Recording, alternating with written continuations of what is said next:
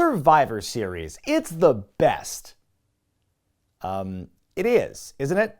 I recorded this way before the pay-per-view and it's airing afterwards, so I have no idea what happened. I hope it was good though. Created primarily to sabotage Starrcade 87, the pay-per-view event soon took on a life of its own and has gone on to cultivate its own rich history of iconic moments. While we're on the topic, I'd probably go and retroactively throw Austin getting hit by a car in '99 into the best of countdown I did earlier this month. I mean, it sounds messed up, but hey, it was an all-time moment for the Attitude Era, and it was one of the most violent write-offs we'd ever seen in wrestling. Hell, would only be outdone by... I'm getting off track. As I mentioned in the Best of Countdown, Survivor Series has always been the land of experimentation for WWE, a chance for new concepts and stars to sink or swim, but not everything rises to the top. This week, I'm gonna rank them the top 8 worst Survivor Series moments of all time. Number 8, Lana wins by default, Survivor Series 2020.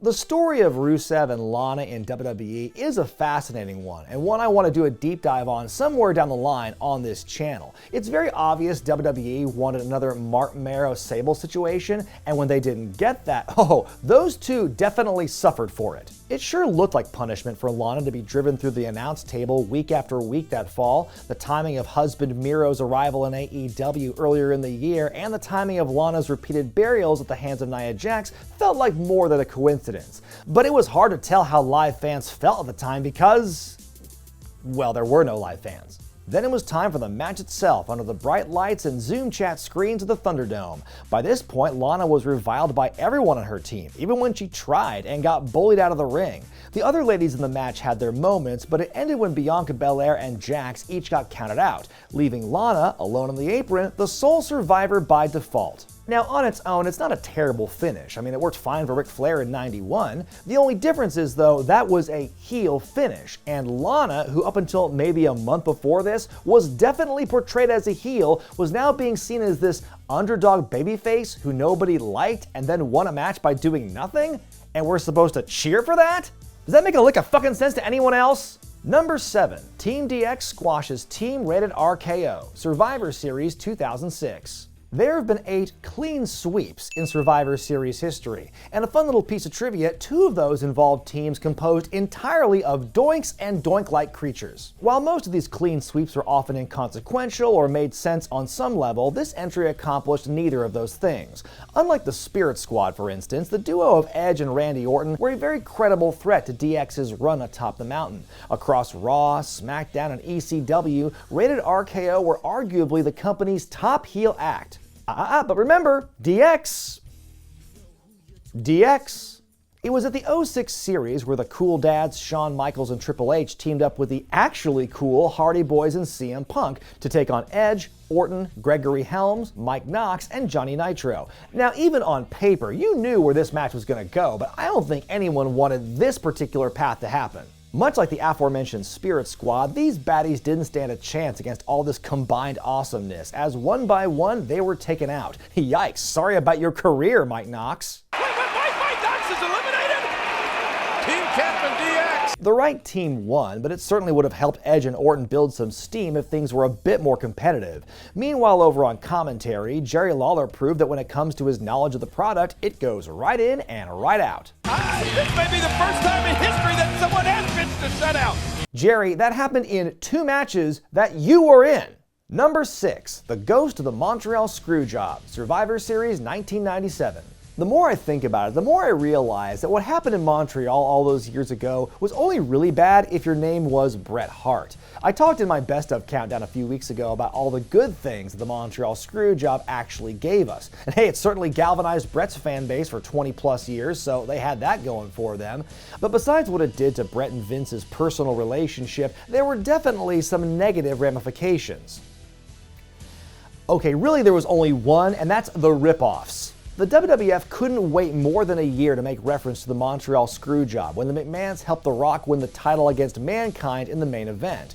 But ever since then, the screwiness in Quebec has lived on in countless finishes that have all tried to replicate the spirit of the original. Someone's in a hold, usually a sharpshooter, and someone in power immediately demands the bell be rung, and then there's all this confusion and allusions to what happened in '97, and I cannot believe it only felt like a few years ago they actually dropped this trope. The original Screwjob was compelling, it was organic, and went a long way in creating buzz. The send-up in '98 was shocking for very different reasons, but ever since then, no matter who or where it happens, the magic just hasn't been there. Number 5. The Undertaker vs. Heidenreich, Survivor Series 2004. When The Undertaker went back to his deadman persona at WrestleMania 20, it was a return to form after his period as the American Badass, but it also meant a return to the classic formula of him facing the Monster of the Month. This time it was John Heidenreich, a man who famously avoided being slapped with an unfrozen Nazi super soldier gimmick. Instead, he was just a big lumbering psychopath who beat up fans, wore a straitjacket, and committed vehicular assault on The Undertaker. Oh, and of course we can't forget that infamous moment with Michael Cole.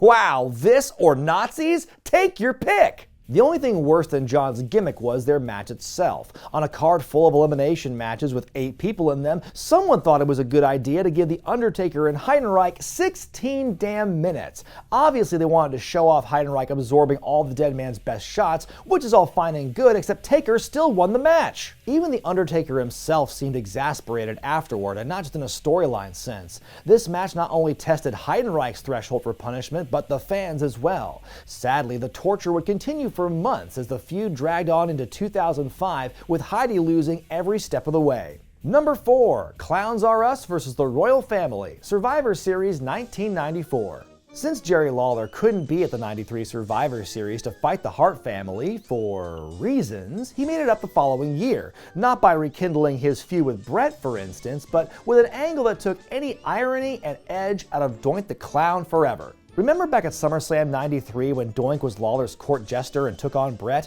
Well, fast forward a year when Lawler turned on the Clown for that failure, setting Doink's babyface run into motion. For weeks, Lawler, Doink, and his little buddy Dink engaged in a war of comic one-upsmanship as they played funny tricks on each other, many of which, very on brand, involved trash cans. Finally, Lawler brought his own little kings in Queasy, Sleazy, and Cheesy, while Doink and Dink added Pink and Wink to their carnival. And say, wouldn't you know it, that's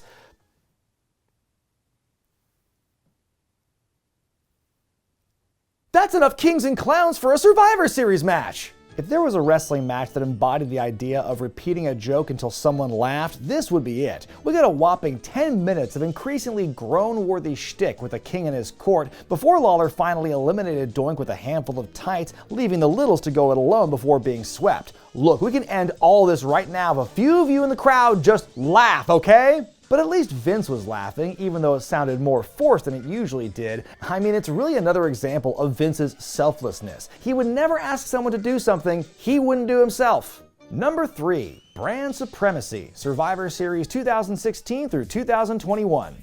Brand Supremacy.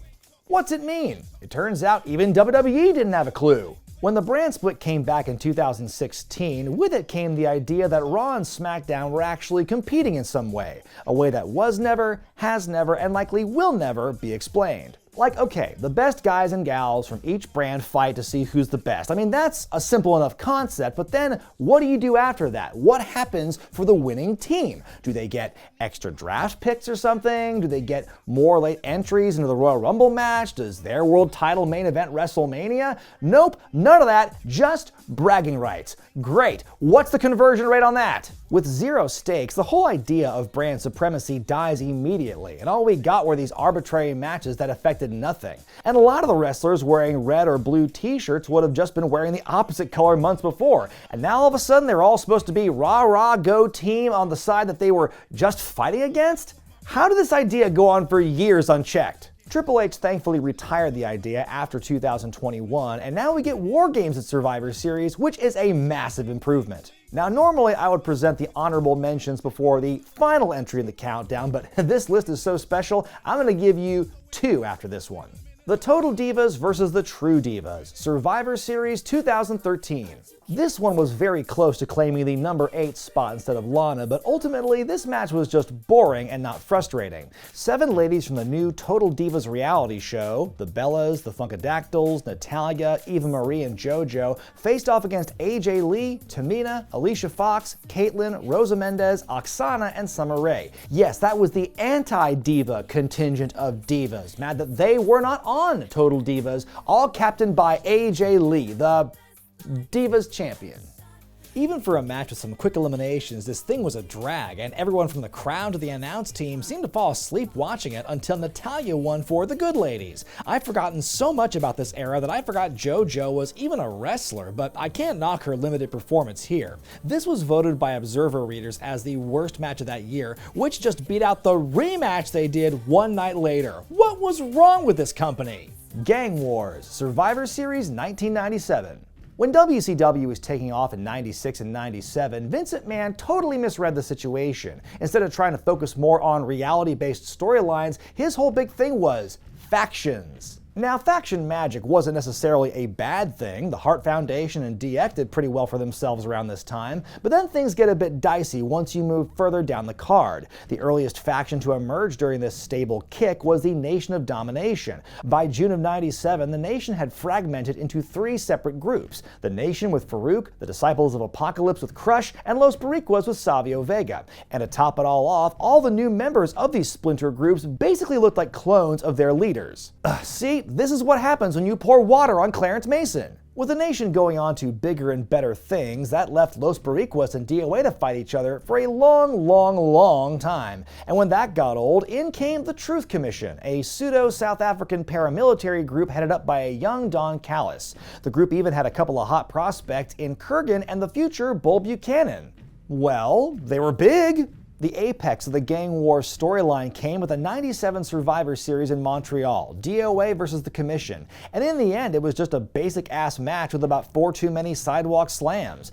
After this show, most of these stables were reduced to shells of their former, already uninteresting selves. Roman wins, Sheamus cashes in, Survivor Series 2015. Sometimes it's hard to remember what a long and winding road Roman Reigns has had. For as long as he's been the undisputed Universal Champion, it feels like he's spent an even longer time trying to be accepted as a top guy. Presumably headed for a 3-way showdown with his Shield brethren at Survivor Series, those plans were dashed when WWE champ Seth Rollins injured his knee and was forced to vacate his title.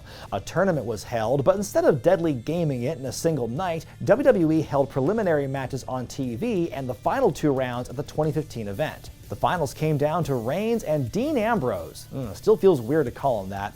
After a good match, Roman bested his former partner and now finally seemed to achieve his crowning moment. But for a fleeting moment. Instead, we got a variant of the screw job, the one that involves the Money in the Bank holder jumping the champ and cashing in on him. This time it was Sheamus, who was simply set up as Roman's fall guy weeks later, which actually worked. But in that moment, it was the ultimate in frustration to see this guy lose again when we just wanted to see him reach the top of the mountain and get it over with. Now, when it comes to choosing the worst of the worst, honestly, I find it impossible to try and pick which one of these next 2 things is worse than the other. Here on this countdown, they occupy a shared space on top. It really boils down to a matter of preference, and it goes back to the age-old question: which came first, the turkey or the egg? Tied for number 1, the Gooker, Survivor Series 1990. What's even less surprising than this entry being on top? That after all these years, we still can't agree on how to spell it. The reveal of the gobbledygooker in 91 is easily one of the single worst ideas to come out of Vince McMahon's twisted mind. At least one of the worst that didn't end up hurting anybody. I mean, what was the goal ultimately? Was the Gooker really meant to help bring in new young viewers as OG Hulkamaniacs were aging out? Did they really see a future in merchandising a wrestling turkey? Hell, even that's misleading because who knows if the Gooker was ever really supposed to wrestle? Speaking of which, how did Hector Guerrero land this gig and Lasertron? As the old story goes, The Undertaker was apparently terrified that he would be the one to debut in the egg that night and not the Gooker. Obviously that didn't happen, but if it did, do you think The Undertaker's egg would have been deviled? I know. That was pretty bad. Pretty bad.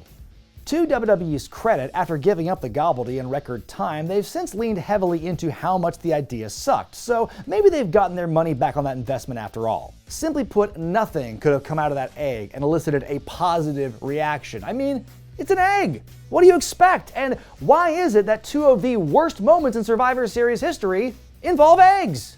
And also tied for number 1, The Prodigal Egg Returns, Survivor Series 2021. Like the Gooker, The Rock also made his WWE debut at the Fall Classic. Though his original incarnation of Rocky Maivia flopped with the fan base, he did end up becoming The Rock, so things didn't work out too badly for him. All of Rocky's success has turned him into a busy man, though over the years he's been a good sport about showing up in WWE when he can. So when the marketing of the 2021 Survivor Series relied heavily on it being the 25th anniversary of his debut, there was a reasonable expectation that, he'd be there.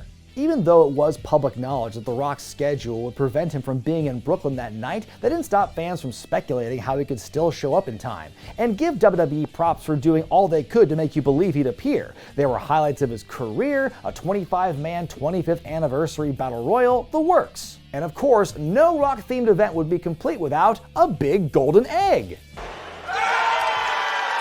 What an entrance! Is that how Vince was greeted by the workers every time he showed up? What a weirdo! In a similar vein to the big zombie lumberjack match tie-in they did with Batista's film earlier that year, Vince produced this egg, supposedly gifted to him by Dwayne Johnson. The egg was a valuable prop from Red Notice, The Rock's newest action movie on Netflix. Hey, if the golden goose can't make it, send the egg instead, I always say. So all night, Vince sat in his office with his very special egg in a very special glass case. Then at one point in the night, the egg went missing. Someone stole my $100 million egg. Oh my God. Rock is gonna be so upset. I mean, the amount of money that thing is worth, oh man, think of all the mistresses you could pay off with that. Fans begged for any sort of Rock-related resolution to this missing egg caper, only for it to be revealed on Raw the next night that it was Austin Theory who stole it so he could take selfies with it. Oh, Gen Z! It was the beginning of McMahon's on-air mentorship of Theory and led to a big push for the young man, a push that unsurprisingly evaporated once Vince was ousted from creative. Look, if WWE can't deliver The Rock on what's supposed to be his big day, I get it. There are extenuating circumstances. It sucks, but what are you gonna do? But this lame alternative not only confusingly crossed the streams between the worlds of WWE, Hollywood, and reality, but also harkened back to the company's other massive egg-based failure. No doubt the sponsorship money helped further line the company's pockets, but from a creative standpoint, WWE was left with egg on its face. And that's why the Gooker and the Cleopatra egg share a space at the top of my worst Survivor Series moments. But those are just my thoughts, folks. What are your picks for the worst? Let me know in the comments section below. Be sure to give the video a thumbs up if you like it, subscribe to the channel if you haven't, hit that bell icon for all the notifications. Thanks for staying with me here on this big month of Survivor Series and Starrcade themed programming, folks. Tune in for December with a lot more great stuff on tap. But until then, I'm Brian Zane, and I'll see you next time.